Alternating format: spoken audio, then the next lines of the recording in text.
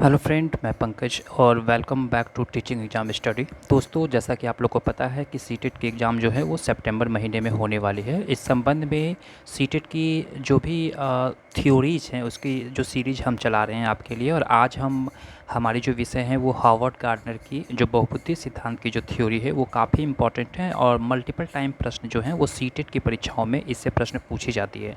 तो वीडियो छोटी ही रहेगी, आप वीडियो को पूरा देखें। उम्मीद करता हूँ इस थ्योरी को आप बिल्कुल आसान तरीके से समझ पाएंगे। तो आइए शुरुआत करते हैं हार्वर्ड गार्डनर के जो है बहुपदी सिद्धांत है उसके संबंध में।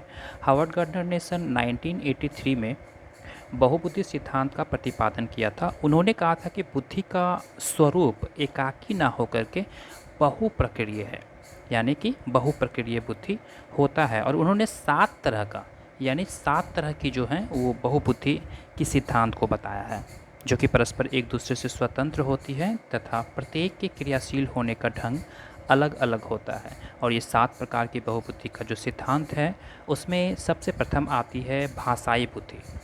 अब हम बात करते हैं भाषाई बुद्धि के बारे में, एक एक करके सभी का डिस्कस करते हैं। सबसे पहले देख लेते हैं कि कौन कौन से बुद्धि का सिद्धांत होता है।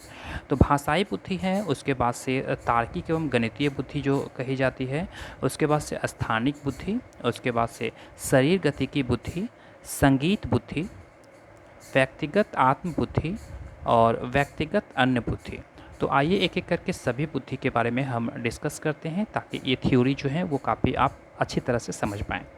तो सबसे पहले बात करते हैं भाषाई बुद्धि के बारे में, यानी कि लिंग्विस्टिक इंटेलिजेंस के बारे में।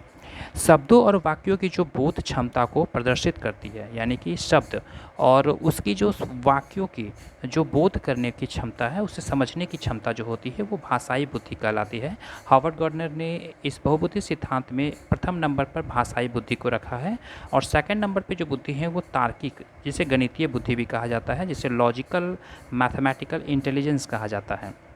यानी कि तार्किक गणितीय बुद्धि, इस बुद्धि से अभिप्राय तर्क करने की क्षमता व अंकों का बोध आदि से होता है। कि इस बुद्धि की डेवलप होने से बुद्धि में लॉजिकल मैथमेटिकल की गुण आ जाती है, और किस प्रकार से तार्किक क्षमता के आधार पर किसी भी निष्कर्षों को निकाला जाता है, यानी कि एक तरह से गणितीय बुद्धि भी उसमें डेवलप हो जाती है। उसके बाद थर्ड तरह की जो बुद्धि उन्होंने डिस्कस किया है, जिसे स्थानिक बुद्धि कहा जाता है, जिसे हम लोग स्पेशियल इंटेलिजेंस कहते हैं। इस स्थानिक बुद्धि से तात्पर्य स्थानिक चित्रण व कल्पना शक्ति से होता है, जिसे हम लोग स्थानिक बुद्धि कहते हैं। तो 3 जो पॉइंट है वो कंप्लीट हो गए हैं। और ये 4 नंबर में हम बात करते हैं शरीर गति की बुद्धि, जिसे बॉडी काइनेटिक इंटेलिजेंस कहा जाता है।